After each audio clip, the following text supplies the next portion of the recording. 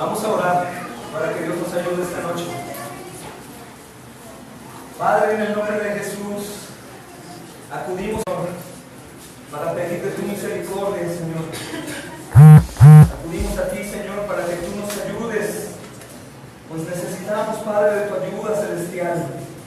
Muchos son los afanes, Señor. Muchas son las cosas, amado Rey, que en nosotros hay. Muchos son, Señor, los padecimientos, las distracciones, Señor. Muchas son, Señor, las maneras de pensar que nos agobian, que nos tienen cautivos al amor de este mundo, Señor bendito. Y es de lo que queremos hoy hacer, Padre, y pedir que nos saques, Señor, de esta condición. Que nos saques, amado Rey, de la condición de muerte, Señor. De la condición de ignorancia, de incredulidad. Y obres tú con fuerza, Señor, con poder. Necesitamos, Señor, que lo hagas, Padre, pues sabemos que la noche está avanzada, Señor. Y pronto, Señor, viene el fin.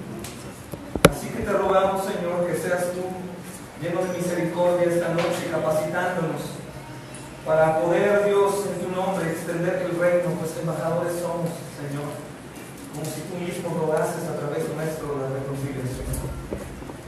Padre, te pedimos en el nombre de Jesús que esta noche, Dios, des auxilio y cobijo y provisión a nuestros hermanos que están trabajando para tu gloria.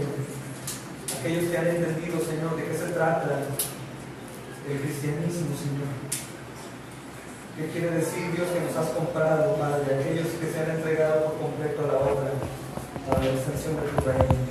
Proveles lo necesario, Señor, para que ellos puedan estar en paz en su peregrinar, Señor, y que ellos siempre volteen a los cielos, recordando que tú eres el gran proveedor, el Señor de señores, Rey de reyes. Gracias, Padre, por esta noche, Señor, que nos permites estar aquí en el nombre de Jesús. Amén. Hermanos, vamos a abrir la Biblia en 2 Corintios 5. Recordemos siempre este texto para la gloria de Dios y para ayuda nuestra. Creo que ya hasta hoy, hermanos, estamos capacitados en gran manera para anunciar lo esencial a los perdidos, lo esencial del Evangelio, hermanos. ¿Quién es Jesús? Lo que Jesús ha hecho es algo fuera de serie, hermanos, una locura. Que el Hijo de Dios haya venido a morir por nosotros. Y este es el mensaje que anunciamos, hermanos, a Jesús y a Él crucificado. Su próxima venida, el juicio, hermanos, que habrá para vivos y he aquí todas son hechas nuevas. Y todo esto proviene de Dios, quien nos reconcilió consigo mismo por Cristo y nos dio el ministerio de la reconciliación. Que Dios estaba en Cristo reconciliando consigo al mundo, no tomándoles en cuenta a los hombres sus pecados, y nos encargó a nosotros la palabra de la reconciliación. Así que somos embajadores, hermanos, en nombre de Cristo, como si Dios rogase por medio de nosotros, o rogamos en nombre de Cristo, reconciliados con Dios. Al que no conoció pecado, por nosotros lo hizo pecado, para que nosotros fuésemos hechos justicia de Dios en Él. Amén y amén. Gloria a Dios, hermanos. Amén y amén.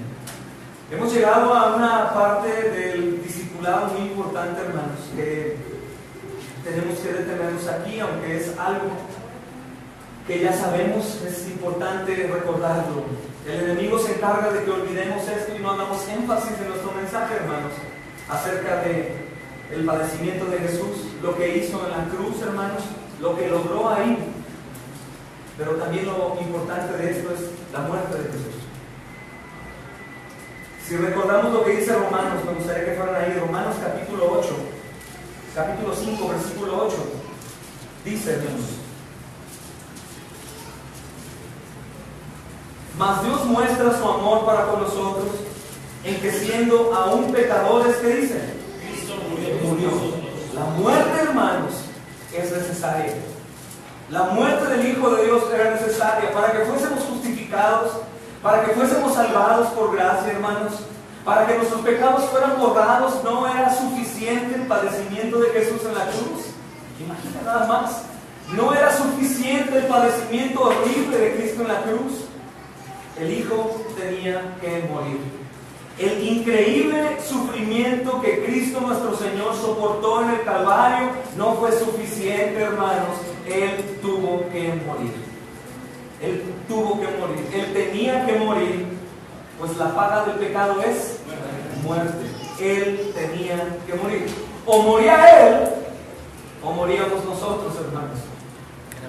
Cuando decimos que Él tomó nuestro lugar, no únicamente Él tomó nuestro lugar para ser azotados, para ser clavados en la cruz y recibir ahí la ira de Dios, sino que Él también murió en nuestro lugar. Él murió en nuestro lugar, hermanos. La paga del pecado es muerte, por lo tanto era necesario que Cristo muriera en nuestro lugar. Y eso es asombroso, hermanos. Es increíble. Hay un tema que tenemos que tomar nota, hermanos, y recordar, que es nuestra sujeción a la muerte. Nuestra sujeción a la muerte, desde su primera mención en las Escrituras. La muerte, hermanos, es tratada como el resultado del juicio de Dios. Cuando predicamos en la calle y nos preguntan ¿por qué hay tanto sufrimiento? ¿Por qué hay tanta muerte de gente inocente, de niños, de bebés? ¿Por qué? Por el pecado, hermanos. Es por el pecado. El pecado que entró al mundo por un hombre que entró en rebelión con Dios. El pecado, hermanos, que comenzó desde que Adán y Eva caen a ejercer dominio sobre las criaturas y causarles muerte. Cuando te pregunten, que tú evangelices por qué hay muerte en el mundo, por qué hay padecimiento, pues porque el hombre se rebeló en contra de Dios. La culpa no es de Dios, hermanos. La culpa es del hombre, el pecado que está en él, causando, hermanos, padecimientos espantosos a mucha gente que ya se ha ido sin Jesús, eternos en el infierno, hermanos. La muerte que entró al mundo, esa misma muerte espiritual que todos nosotros teníamos, por lo cual aún ahora podemos dormirnos hoy aquí en el culto, hermanos, sin importar lo que estamos hablando. Podríamos distraernos, podríamos salirnos e ir a dormir y no hablar ni a la tienda acerca de esto, ignorando, hermanos, por completo que Él hoy puede morir y que puede ir al infierno, que yo tenía como embajador de Cristo el poder para hablarle de Él y que Él fuera salvado, hermanos. El pecado no es cualquier cosa. El pecado es algo atroz. Dice el apóstol Pablo, no encontrando algo mejor para definir al pecado. El pecado es pecaminoso. Lo peor que pueda haber, hermanos. El pecado es pecaminoso en sobremanera. Entonces, si notamos en la Escritura, si quieren vayan a Génesis capítulo 2, versículo 17.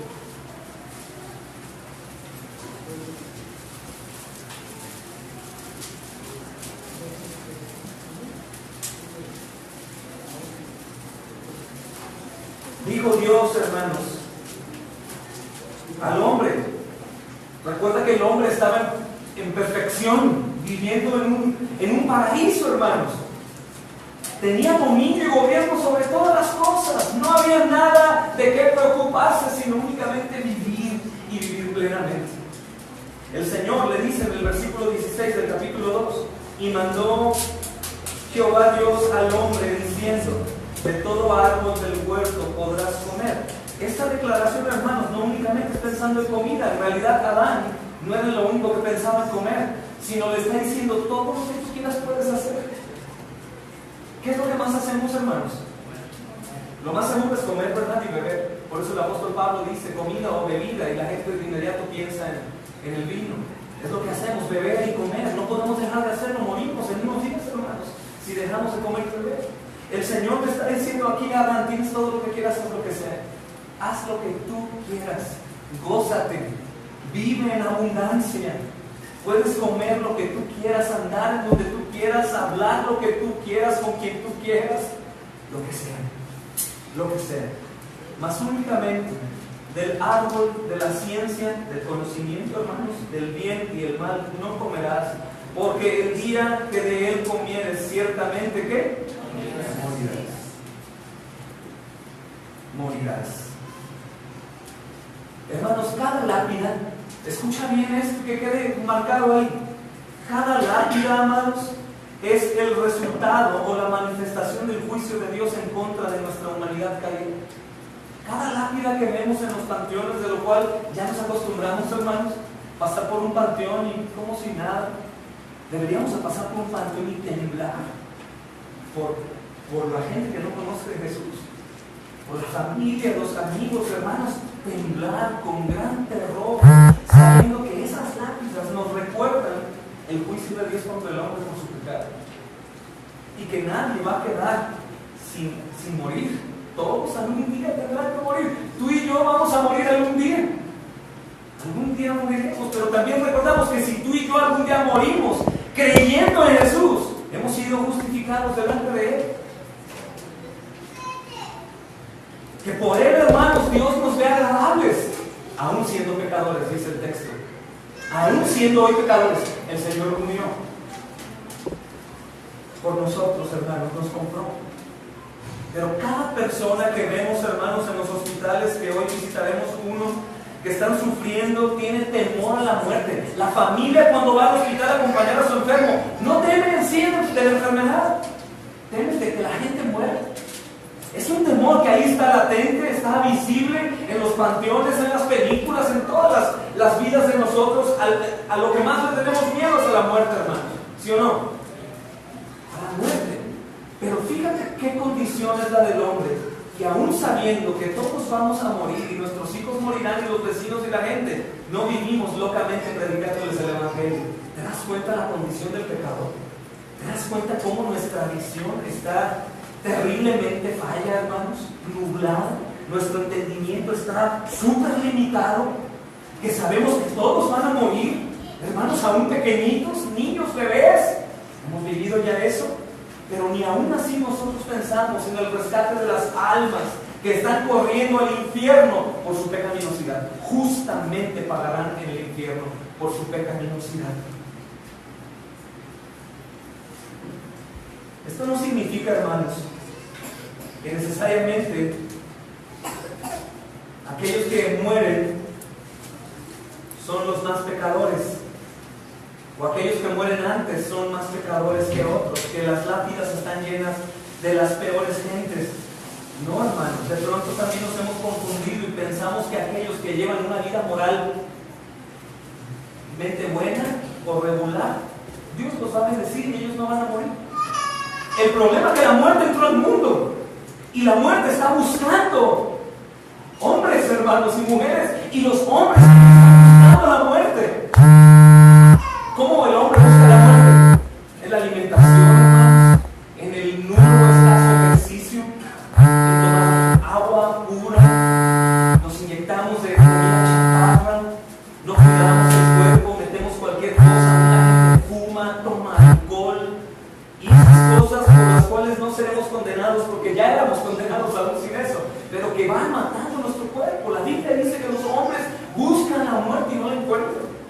Porque la muerte es controlada aún por Dios, pero la muerte está buscando a las personas, reclama a los suyos, porque todos son pecadores. Pero esto no significa, hermanos, que nosotros nos debemos de preocupar por la gente perversa y mala. Toda la gente muere aún bebés, hermanos. Esta congregación ya ha pasado por dos pequeños que han fallecido. Dos bebés, hermanos. Y ellos estaban practicando el pecado. Desde el vientre tenían el pecado ya, pero no practicaban el pecado. La muerte entró. Hermanos, nuestro enemigo es el pecado. Nuestro enemigo es el adversario, el diablo. Esto simplemente, hermanos, significa que cada uno de nosotros es parte de una humanidad caída y que la muerte es una manifestación del santo y perfecto juicio de Dios contra nosotros. Muchos llegamos al cristianismo y aún en el cristianismo teníamos la idea de que la muerte era por Satanás. Entonces la gente estaba orando: demonio de muerte, vete de aquí.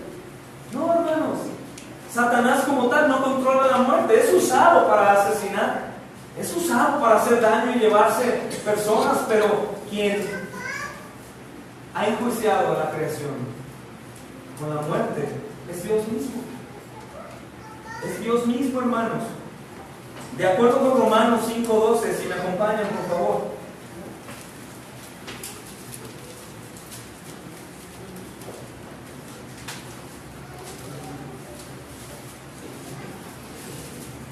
Dice, por tanto, como el pecado entró en el mundo por un hombre y por el pecado la muerte.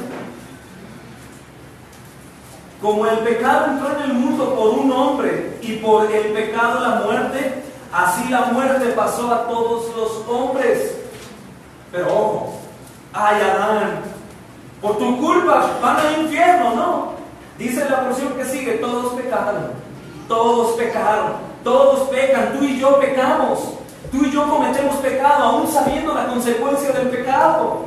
Hermanos, obviamente tenemos la tranquilidad que la salvación es solo por fe, solo por gracia a través de la fe, solo fe. Eso quiere decir que si tú has creído que Jesucristo, que estamos estudiando hoy todo esto, hasta el día de hoy, válgame la redundancia, pero si tú crees que Jesucristo en realidad cargó los pecados tuyos en la cruz del Calvario y que resucitó entre los muertos, tú eres salvo. Aún siendo pecador, mas sin embargo eso no quiere decir que tu pecado no vaya a causar muerte. El creyente que sigue resistente y negligente y que sigue practicando fornicación o adulterio, lo más seguro que va a haber una consecuencia. El diablo quiere cobrar. El diablo quiere matar, hermanos. ¿Qué dice el Señor? Que es un ¿qué? Homicida. ¿Desde cuándo? Desde el principio. Es un asesino. Él quiere matar, hermanos. Y aprovecha cuando tú y yo estamos en pecado para causar de matar, robar, matar y destruir. Eso es lo que Satanás quiere hacer.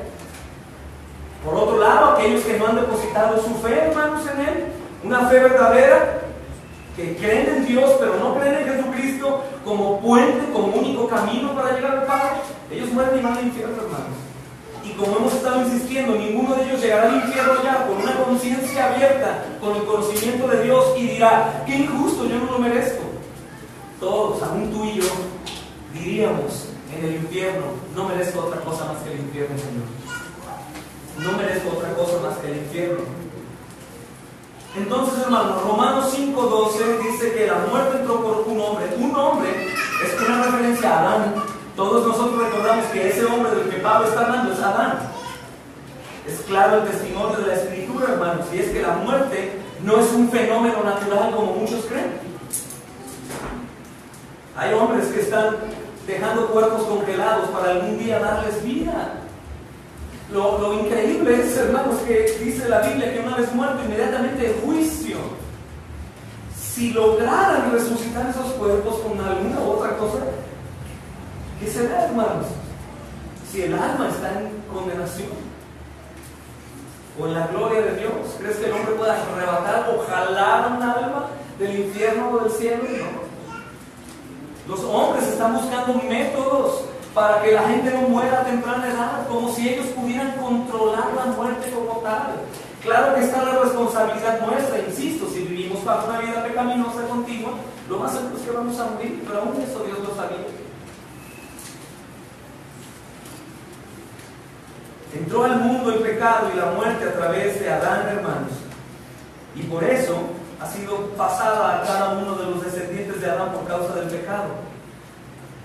Mira el versículo ahí mismo, versículo 15 y 17. Dice, pero el don no fue como la transgresión, porque si por la transgresión de aquel uno murieron los muchos, abundaron mucho más para los muchos la gracia y el don de Dios por la gracia de un hombre. ¿Por qué abunda más? Porque la muerte era merecida, pero la salvación no. La salvación no, hermanos. Es algo que debes de meter en tu mente, porque sé que con los estudios que hemos estado llevando expositivos en la serie de Marcos, hemos sido derrumbados, hermanos. Muchos están dudando de su salvación. No es meramente bueno, mas es un indicio de que el Espíritu Santo está orando en ti.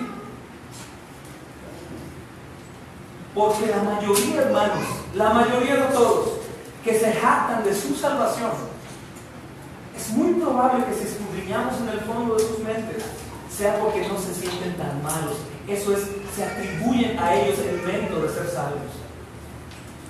Aquellos que están dudando de su salvación por su pecaminosidad, están manifestando que el Espíritu Santo está obrando en ellos. Y yo a esos les aconsejo ya no confías en ti, ahora no desconfíes del Salvador. Porque el Salvador ciertamente cargó tus pecados en la cruz del Calvario y pagó en totalidad. Aún como soy, hermano Charlie, aún como tú eres. Aún como tú eres. Y eso es fabuloso, hermanos. Es increíble. Pero espérame, es que yo no hago, yo no sirvo, yo no doy, yo no. A menos de que seas un salvo, puedes reclamarte a ti mismo. ¿Por qué no soy servible? ¿Por qué no estoy haciendo? ¿Por qué no soy generoso? ¿Por qué no amo? ¿Por qué no oro? ¿Por qué no? Porque una persona no salva jamás va a tener dolor por ese tipo de cosas. Amén, hermanos.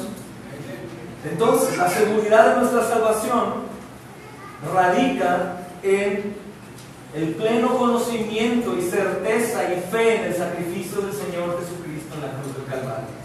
No en nosotros. Dice el Salmo 115, ¿verdad, hermanos? No a nosotros, oh Jehová, sino a tu nombre, gloria por tu misericordia y tu verdad.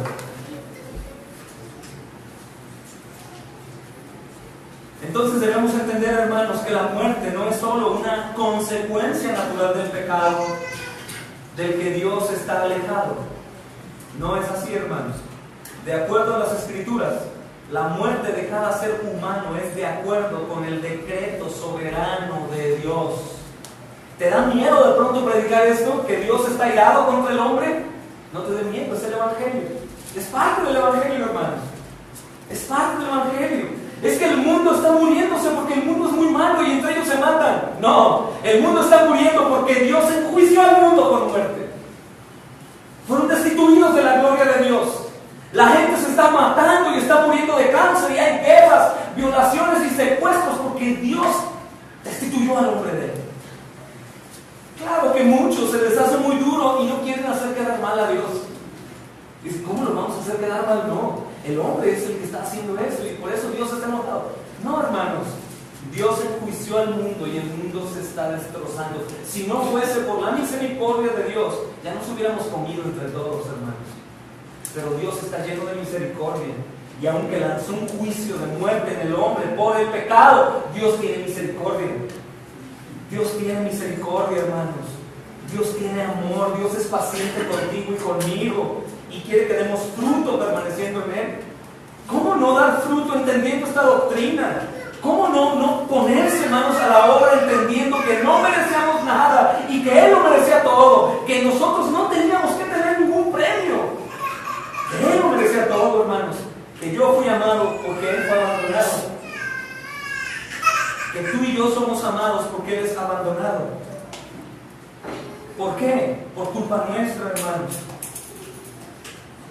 Entonces Dios, hermanos, no ha determinado el día en que el hombre peca y muere por su pecado. No es que el pecador va a morir y el no pecador no va a morir. No, hermanos, aún gente que no está practicando el pecado muere.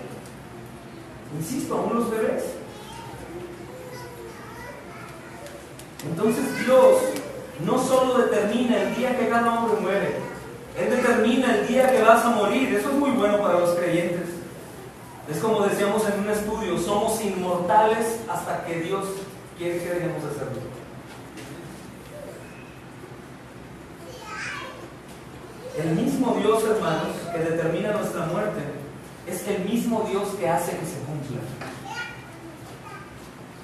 Miren, vayamos a Deuteronomio, capítulo 32, versículo 39, hermanos.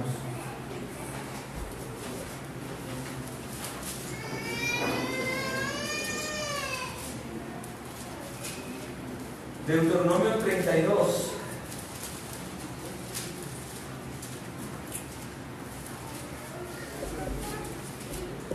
Dice, ved ahora que yo soy, y no hay dioses conmigo. Yo hago morir y yo hago vivir. Yo hiero y yo sano. Y no hay quien pueda librar de mi mano. Es Dios, hermanos. Mira otro texto que nos ayuda mucho a entender esto. Primera de Samuel.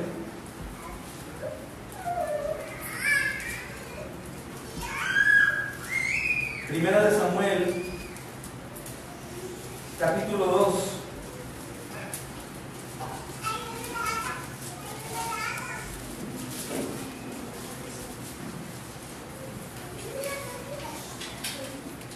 Primera de Samuel, capítulo 2, versículo 6. Dice: Jehová mata y Él da vida. Él hace descender al Seol y hace subir. Es soberano, hermanos. Mira Hebreos, el Nuevo Testamento, capítulo 9, versículo 27. Y de la manera que está establecido para los hombres, que mueran una sola vez y después de esto el juicio. El juicio, hermanos.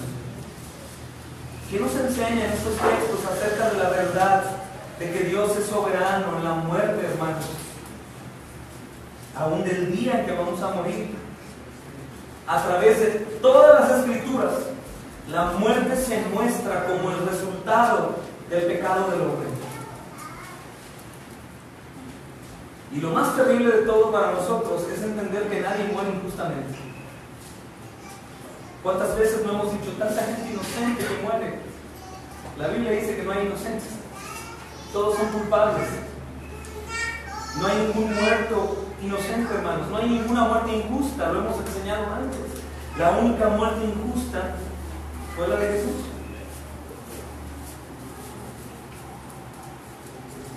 Ya sea por el pecado imputado de Adán o por la iniquidad de cada persona. También Adán es el culpable, hermanos. No pecamos porque Adán pecó. Pecamos porque a ti y a mí nos gusta el pecado. La muerte entró por Adán, el pecado gobierna, pero nosotros lo practicamos sin ningún problema, hermanos, como si Jesús no hubiese sido crucificado en la cruz. Todos los hombres mueren, no por la culpa de Adán, solamente. Todos los hombres mueren porque todos los hombres pecan. Todos los hombres mueren porque todos los hombres pecan. Y mira que nos enseña, por ejemplo, Ezequiel capítulo 18.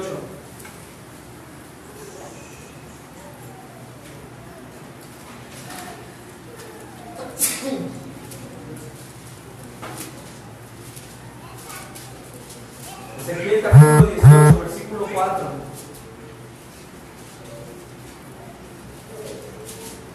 Dice: he aquí que todas las almas son mías, como el alma del Padre, así el alma del Hijo es mía, el alma que pecare, esa morirá. Y mira lo que dice el versículo 20 de ese mismo capítulo: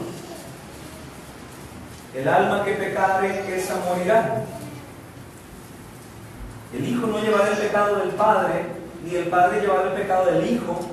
La justicia del justo será sobre él, y la impiedad del impío será sobre él. Es un texto importante para aquellos que salen de la idea del pecado generacional. Yo soy pecador porque mi papá fue pecador. Tú eres pecador porque tú eres pecador.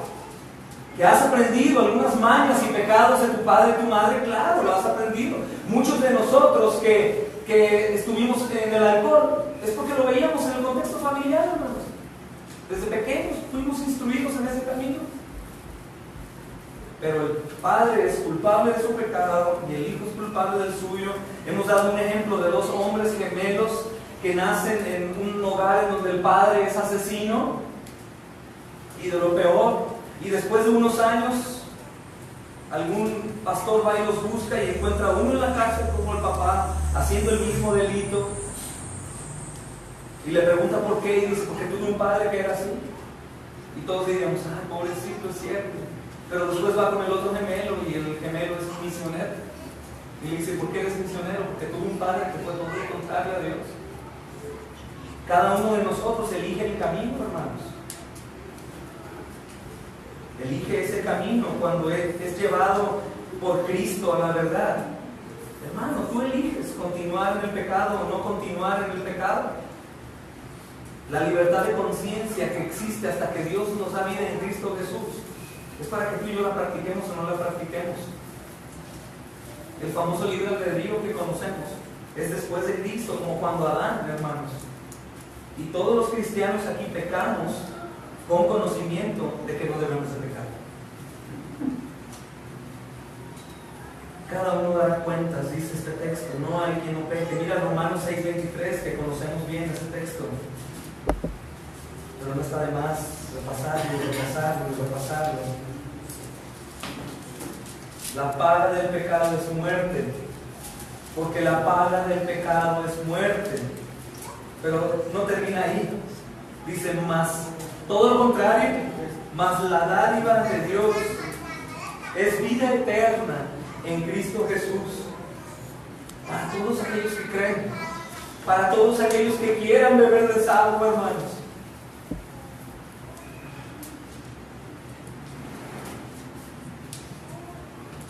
Gloria a Cristo. Mira Isaías 64:6, es otro texto que nos gustaría que notaras también. Isaías 64:6.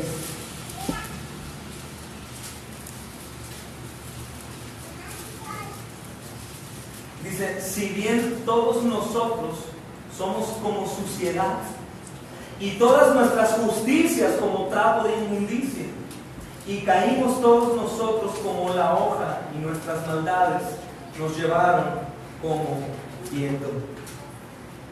Hermanos, la relación entre la muerte y el pecado del hombre se ilustra de manera poética aquí, en este texto. Y yo te pido que lo leas y lo leas y lo leas hasta que quedes familiarizado con él. ¿Cuáles son las inevitables consecuencias de la corrupción moral del hombre y su búsqueda activa del pecado? ¿Cuál es la justa consecuencia por una vida activa en el pecado? Muerte, hermanos. Muerte. Mas el Señor ofrece eternidad gratuita solo por la fe en Cristo Jesús. Entonces, como Dios demandaba muerte, otra pregunta que muchos se hacen es: ¿por qué, si Dios es Dios y es todopoderoso y es soberano, por qué entonces nosotros no recibimos un perdón de Dios soberano y ya? Porque para que el perdón existiera, hermanos, tenía que existir el castigo. Si Dios, lo hemos dicho, hubiese perdonado a los hombres por su impiedad, sin un sacrificio, sin un castigo, entonces Dios hubiese dejado de ser Dios. Hubiera abandonado su justicia perfecta y en ese momento se hubiera convertido en injusto, y eso es imposible. Alguien tenía que morir, porque la paga del pecado es muerte. Entonces había necesidad de la muerte de Cristo. ¿Por qué? Porque todos, hermanos, hemos violado la ley de Dios y merecemos muerte en el infierno. Yo sé que es un mensaje algo gravoso para nuestra carne pecaminosa y aún para que lo andemos predicando por ahí, pero es lo que tenemos que predicar. Nosotros hemos violado la ley de Dios y merecemos la muerte en el infierno. Nuestro perdón es imposible a menos que la culpa de nuestros pecados sea pagada y las justas demandas de la ley de Dios sean satisfechas. Prácticamente seguimos imposibilitados. ¿Escucha por qué? Hermanos, hemos violado la ley de Dios y merecemos muerte eterna en el infierno. ¿Cómo podríamos salir de esa condición entonces? Dime, me urge saber. La única manera que salgas de esa condición es pagar el castigo. Pagar el castigo. La manera también de poder salir de esa condenación es cumplir a perfección las justas demandas de la ley de Dios. Tenemos que satisfacerlo. ¿Quién de nosotros podría obedecer a perfección la ley sin Cristo? ¿Quién, hermanos? ¿Cómo podríamos nosotros obedecer en perfección si estamos inundados de pecado en un mundo lleno de pecado también? ¿Cómo podríamos satisfacer a ese Dios justo y perfecto, moralmente perfecto, hermanos? Entonces, ¿qué quieres decir? Que no hay salida. No hay salida, hermanos. No hay salvación. La única manera de que tú y yo y los que nos escuchen pueden ser salvos es creyendo en el Señor Jesucristo como único Salvador. Creyendo en el Señor Jesucristo como el único Salvador. que su sacrificio fue completo y dejó satisfecho al Padre. Nuestro perdón es imposible. Por eso, hermanos, no podemos caer en la trampa ecuménica de aquellas personas con las que te enfrentas, que conocen al Padre, conocen a Jesús a su manera, conocen al Espíritu Santo y los ves que son buenos y los juzgas en base a sus obras. Y nos olvidamos que aún esa persona extremadamente buena delante de mis ojos no cumple a perfección la ley de Dios. Y que si esa persona tiene fe en Dios Padre, pero no tiene fe en el Hijo como único camino para llegar a Él, esa persona no es salva. Y aún podría hablarte bonito y decir esto o aquello. Si ellos no están en la iglesia cristiana por la gracia de Dios, ellos no son salvos. Pero caemos, hermanos, en el engaño y el error y decimos, no, sí creen en Dios. Hace poco alguien me decía, bueno, es que ese político habla de Dios. Él habla de Dios, habla de Dios y pues no está tan perdido. ¿Es cristiano? No, pero habla de Dios. Muy bien. Pues el Papa también habla de Dios y tiene una suite presidencial en el infierno, junto con todos los seguidores de la Gran Ramera, que es la Iglesia Católica Romana. El único camino, hermanos, es Jesús, porque el único que fue sacrificado por los pecados del hombre es Jesús. Por eso Él dice, yo soy el camino, la verdad y la vida, y nadie llega al Padre si no es por mí. Y ese si no es por mí es diciendo única y exclusivamente a través de mí y de mi sacrificio. Y somos confundidos, hermanos, vemos la salvación demasiado barata. Dice el pastor Sugel Michelin, estás escuchando su sermón que yo predico el domingo, Marcos 28, y lo estaba escuchando él, y dice, hay personas, por ejemplo, jóvenes que llegan a mi oficina, dice el hermano, y me dicen, pastor, encontré el amor de mi vida. Es un hombre trabajador, es un hombre bueno, es amoroso, guapo. Casi perfecto. ¿Y por qué casi perfecto? Porque no es cristiano. Eso y un demonio es lo mismo, hermanos. Eso y un demonio es lo mismo. Jesús no es un aditamiento a nuestras vidas, un complemento. Jesús no es parte de un rompecabezas, una pieza, hermanos. Jesús es todo, o sin Jesús no hay nada. O es Jesús el todo de mi vida, o Jesús no es nada absolutamente. El hombre no es nada sin Jesús, absolutamente nada. Nada. Si el hombre no conoce a este Jesús del cual predica la Escritura, hermanos, si el hombre no conoce al verdadero Jesús, irá al infierno, porque es un pecador y porque la paga del pecado es muerte.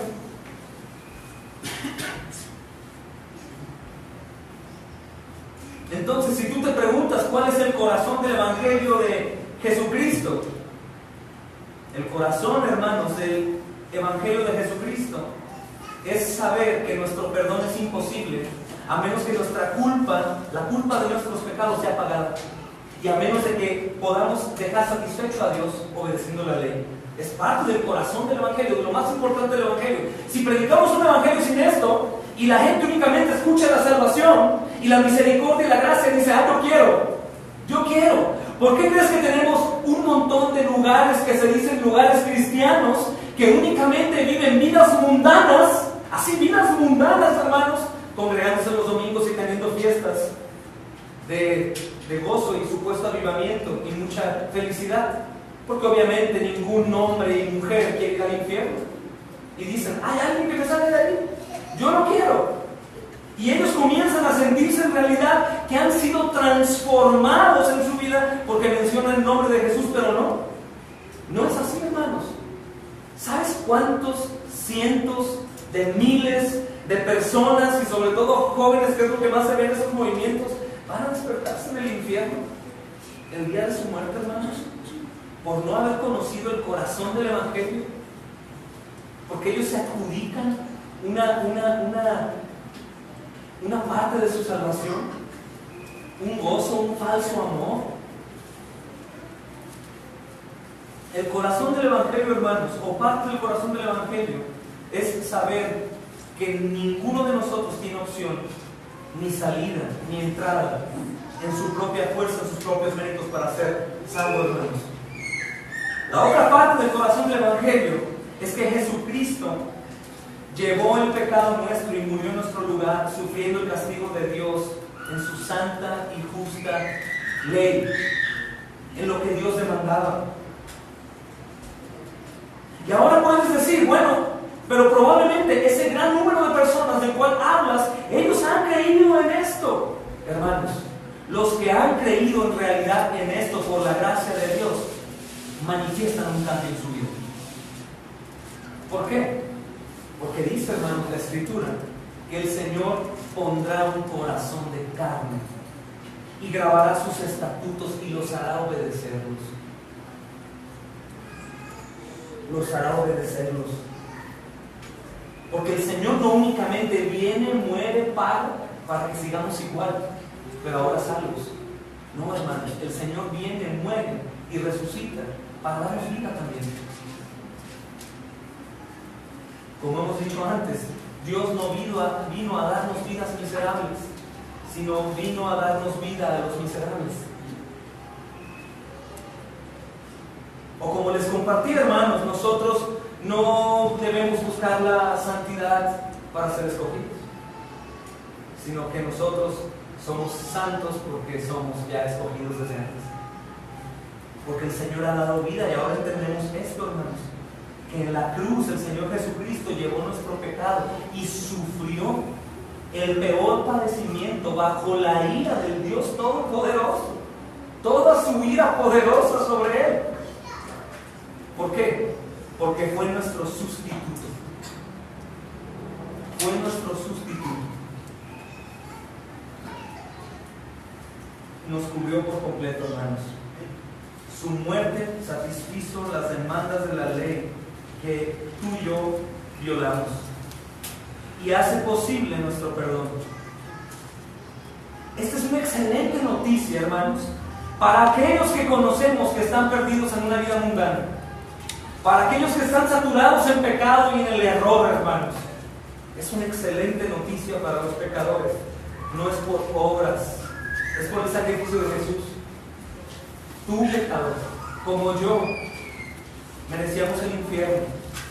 Si tú hoy mueres, amigo, si tú hoy mueres, amiga, si tú hoy mueres, primo, tía, vecino, oficial de policía, doctor, tortillero, carnicero, tendejonero, mecánico, si tú hoy mueres, tú hoy justamente irás al infierno.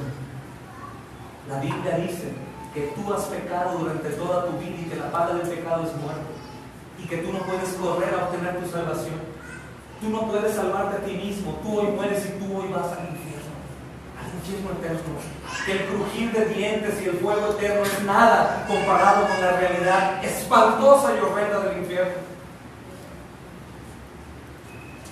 Pero si tú hoy te arrepientes de tus pecados y crees en el Señor Jesucristo como único y suficiente Salvador, tú verás una eternidad gloriosa con Él, aún siendo pecador.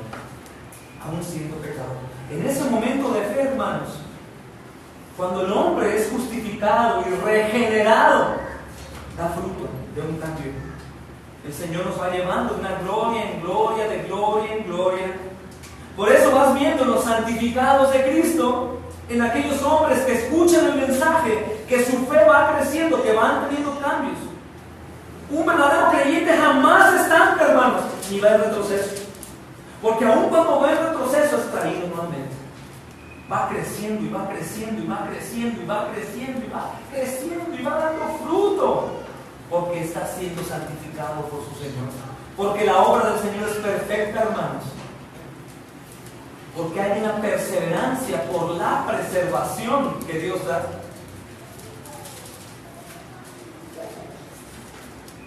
Hasta ser glorificados con Él, hermanos. Entonces, si te preguntas o alguien se pregunta cómo es posible que este Dios justo y perfecto perdonara a pecadores como nosotros, ¿cómo es si es justo y santo? ¿Cómo pudo otorgarnos un perdón gratuito?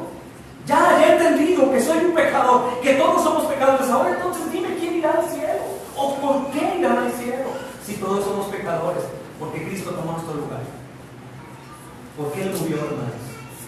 De verdad, Él murió en la cruz, fue nuestro sustituto. Todo el azote y todo el fuego que venía fue puesto sobre Él. Literalmente nos quitaron de ese lugar, hermanos, nos guardaron en un lugar glorioso, y el Señor Jesucristo resistió todo por nosotros los que creemos en Él, hermanos, y sufrió el castigo que el Dios Santo y su ley justa demandaban en totalidad. No quedó ni un pedacito, hermanos. No hubo merma en la ira de Dios. Todo absolutamente cayó sobre Él, hermanos. Y hay algunos textos, hermanos, que necesitamos leer y anotar, que es un resumen de las Escrituras y nos permiten entender esta verdad. Miren Romanos 3:23, por favor.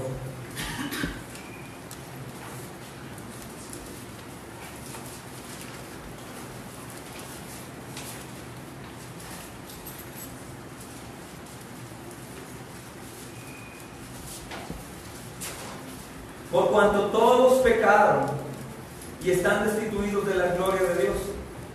Por cuanto todos pecaron y están destituidos de la gloria de Dios. Dice, todos pecaron. Y dice la siguiente porción: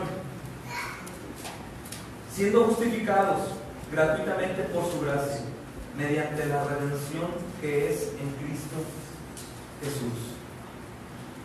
Dios cargó en Cristo el pecado de todos nosotros. Dice Isaías 53. Son textos que no puedes desprender uno del otro. Por cuanto todos pecaron, son destituidos de la gloria de Dios. Y lo unimos a Isaías 53:6, hermanos. Mas Cristo, pero Dios, cargó en Él, en su cuenta, el pecado de todos nosotros. Todos éramos destituidos de su gloria, pero Dios cargó el pecado y el castigo en Él para que fuéramos otra vez en Él, hermanos. Gálatas 3:10.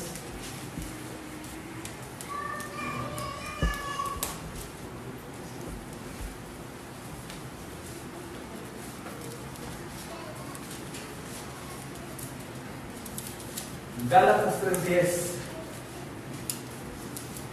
Dice, porque todos los que dependen de las obras de la ley están bajo maldición, pues escrito está: maldito todo aquel que no permaneciere en todas las cosas escritas en el libro de la ley para hacerlas. Pero ¿qué dice el versículo 13? Pero Cristo nos redimió de la maldición de la ley, hecho por nosotros maldición. ¿Por qué? Porque escrito está: maldito todo el que es colgado en un madero. ¿Pero por qué fue maldito? Por nosotros. Y si esto, hermanos, fue en totalidad, entonces tu perdón y el mío es total. ¿Tenemos algo más que hacer? Pero podrías decir, bueno, es que me pierdo un poco entonces. ¿Por qué entonces predicas, pastor, domingo a domingo, buenas obras? Si no somos salvos por obras, pero estamos vivos en Cristo para obras que Él preparó de antemano para que tuviéramos en ellas. Porque las obras manifiestan la salvación. Porque es imposible que un salvo que ha entendido que fue arrebatado de las llamas del infierno no dé fruto. Es imposible, hermanos. El arrepentimiento del creyente es necesario, porque te la pongo fácil. Supongamos que tú te emborrachas y atropellas a un perro de último modelo y de pedigrí, porque estás borracho. Es el perro de tu vecino, entonces saben que tú lo atropellaste, porque sé que si lo atropellas borracho y nadie te vio, no te pasa nada. Pero es un perro que tú conoces, que te vieron atropellarlo y porque andabas borracho.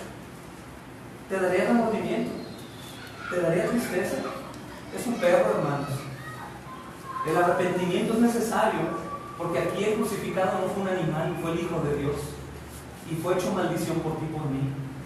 ¿Cómo es posible que vamos a continuar pecando? La gracia abunda, dice Pablo. Al cabo Cristo ya murió, no pasa nada, pastor, no te claves, no te encajones en eso. No es por obras, porque las obras manifiestan una fe verdadera, hermanos. Y las obras para los creyentes, de los creyentes del Señor, son posibles porque Cristo hace que sea posible.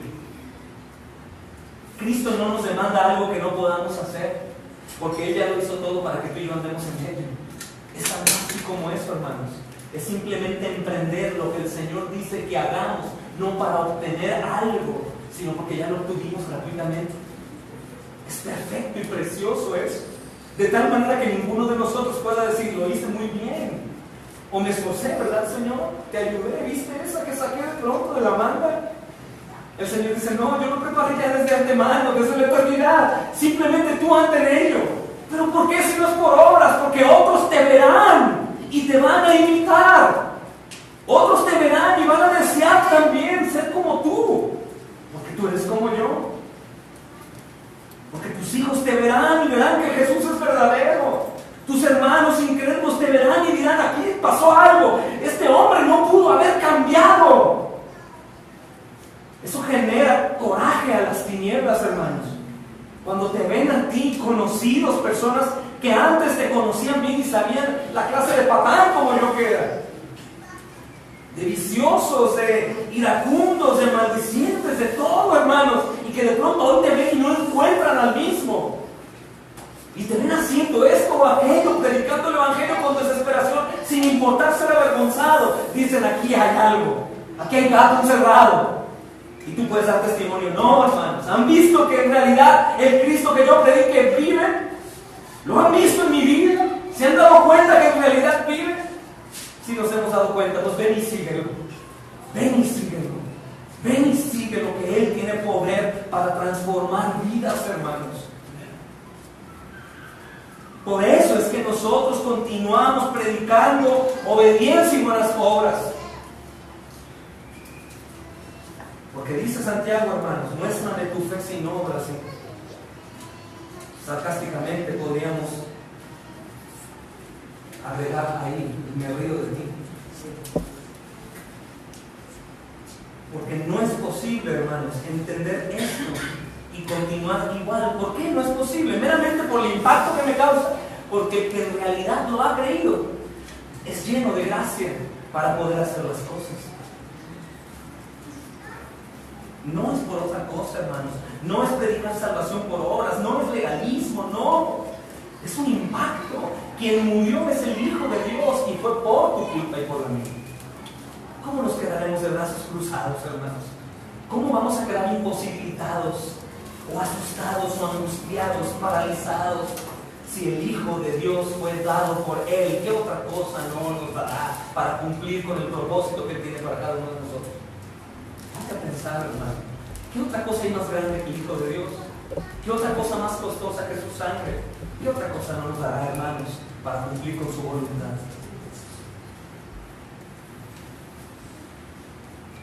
Bendito sea Dios. Mira, dice Isaías 59:2.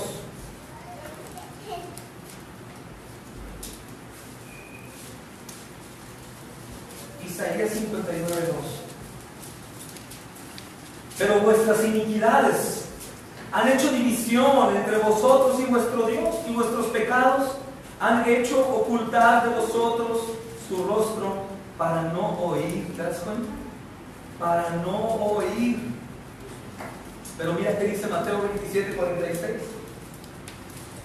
Hermanos, es la guerra de la ley y la gracia, que son amigas, pero que pelean entre ellas, porque la ley nos deja imposibilitados de poder obtener la salvación por nuestro mérito, y la gracia contesta por otro lado, hermanos, algo glorioso, y únicamente por Jesús. Mateo 27:46.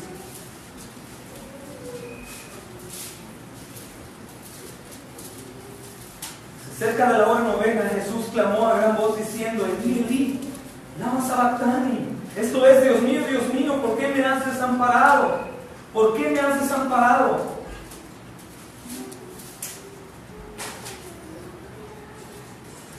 Nuestras iniquidades habían hecho división entre nosotros y Dios, pero en la cruz Cristo fue abandonado o destituido en nuestro lugar. Padre, ¿por qué me abandonas? ¿Por qué has tomado el lugar de los pecadores? Dice Isaías 53:5. Si están ahí maniobrando en sus Biblias, vayan. Isaías 53:5, hermanos. Dice: mas el herido fue por nuestras rebeliones. ¿Te das cuenta cuántas veces hemos leído este texto y ya es como una costumbre y perdió poder? Pero quiero que lo repitas, quiero que lo leas y lo creas. Mas él herido fue por nuestras rebeliones, molido por nuestros pecados, el castigo de nuestra paz fue sobre él, por su llaga nosotros fuimos curados. ¿Quiénes son nosotros, hermanos?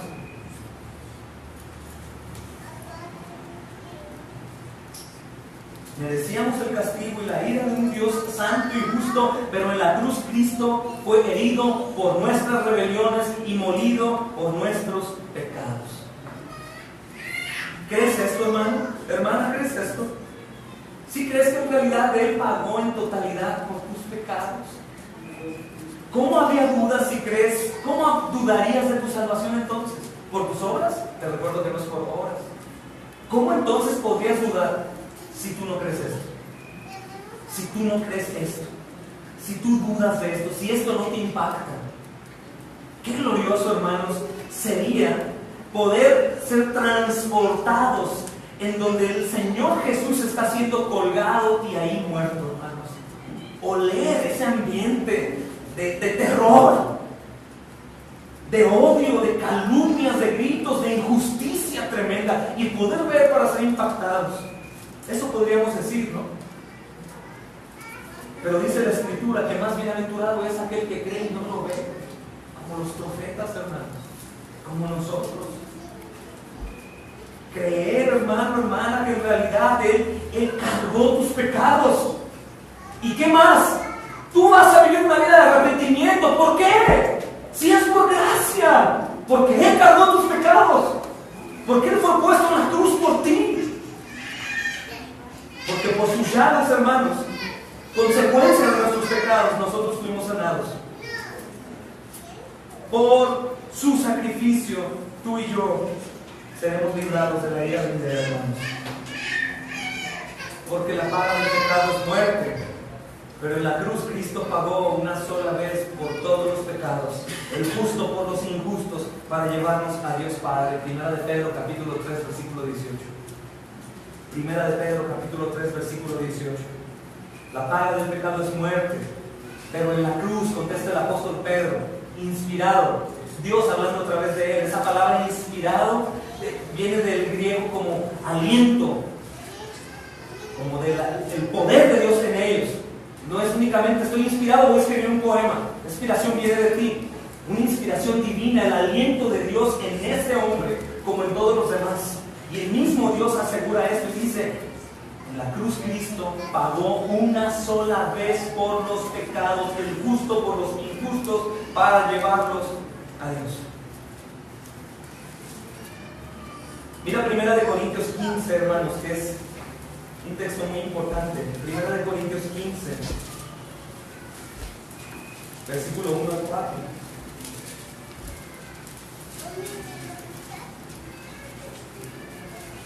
Primera de Corintios 15, 1 al 4. Y aquí encontramos una definición muy completa y concisa del Evangelio en las Escrituras. Si tú quieres mostrar el mensaje del Evangelio como tal, resumido en la Escritura, Primera de Corintios 15, 1 al 4, es muy buen texto. Dice: además os declaro, hermanos, el Evangelio que os he predicado, el cual también recibieron, en el cual también perseveran.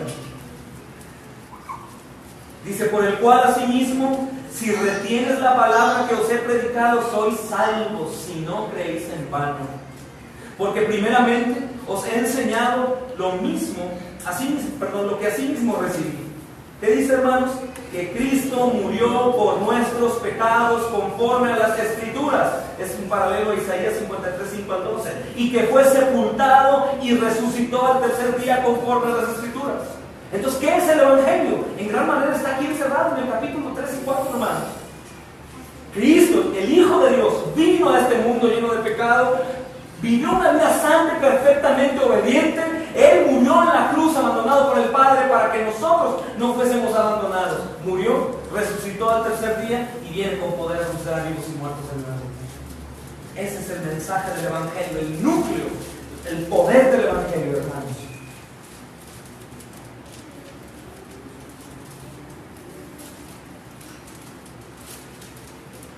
De acuerdo con este texto, me gustaría que me ayudaran, hermanos, a ver si hay luz. ¿Cuáles son los tres elementos principales del Evangelio bíblico? ¿Puedes ver del 1 al 4? ¿Pueden ayudarme, hermanos?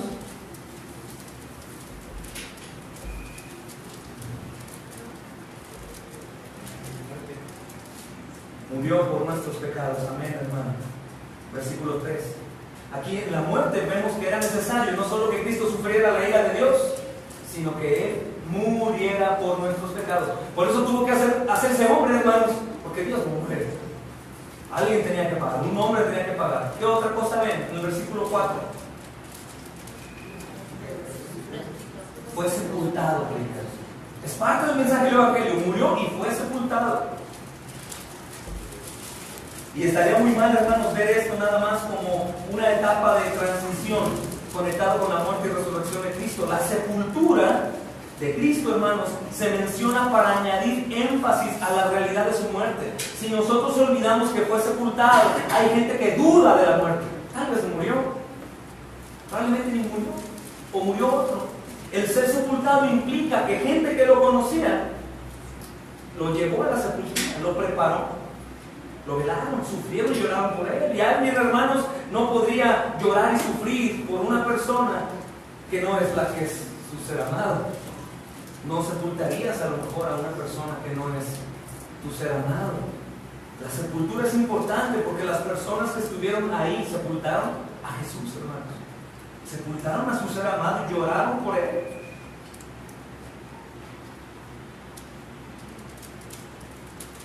Él realmente fue sepultado, hermanos. ¿Sabes por qué? Porque realmente murió. Otro en el versículo 4 que dijeron, Cristo resucitó el tercer día. Hemos estado hablando en Marcos el domingo. Si no hubiese resurrección, hermanos, estaríamos todos muertos. Les invitaría que fueran a sus casas. Mejor váyanse y diviértanse, coman y beban, como dice el apóstol Pablo. Pues mañana moriremos. Diviértanse, gocen la vida, hagan hasta lo que ni se imaginen. De cualquier manera vamos a morir, pero Cristo resucitó. Esto nos dice dos cosas: vida eterna, hermanos, pero también entrega de cuentas. Estaremos delante de Él algún día. Cristo resucitó al tercer día, conforme a las Escrituras, dice el versículo 4. La resurrección de Jesucristo nunca debe ser colocada al final de nuestra presentación del Evangelio como si fuera una reflexión final o algo no esencial. Al contrario, me atreví a decirles, hermanos, que la Biblia como tal no es veraz por sí misma, sola ella como tal. Escucha bien lo que voy a decir. Sino que nosotros comprobamos que la Biblia y todo lo que está aquí escrito es real por la resurrección. La Biblia no prueba la resurrección. La resurrección prueba que la Biblia es veraz, que es la palabra, que nuestra profesión de fe, hermanos, es real, que nuestro caminar cristiano es verdadero, que hay una vida eterna, hermanos, que viviremos por la eternidad en paz. La resurrección es una cereza en el pastel, hermanos.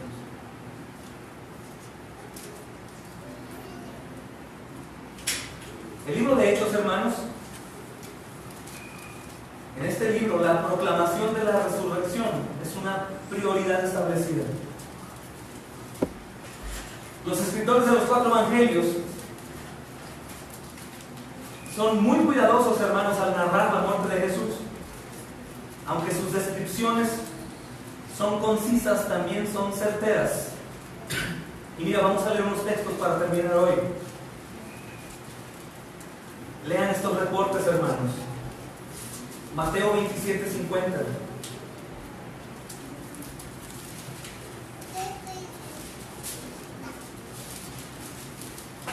Mateo 27:50.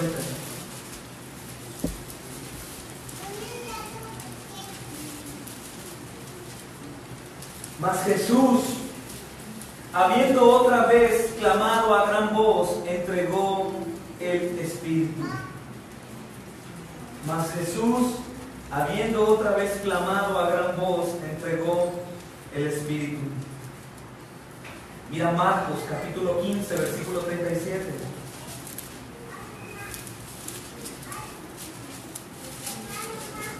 Mas Jesús, dando una gran voz, expiró. Mas Jesús, dando una gran voz, hermanos, no podemos echar de menos esas palabras de nuestro Salvador. Una gran voz, aniquilado, hermanos, en la cruz. Por un gran amor por nosotros, hermanos. Claro, primeramente para gloria del Padre, pero por un amor inmenso, sentir el abandono del Padre, hermanos, en ese lugar. Mira cómo lo narra Lucas en el capítulo 23, versículo 46. Entonces Jesús, clamando a gran voz, dijo: Padre, en tus manos encomiendo mi espíritu. Y habiendo dicho esto, expiró. Mira Juan, capítulo 19, versículo 30.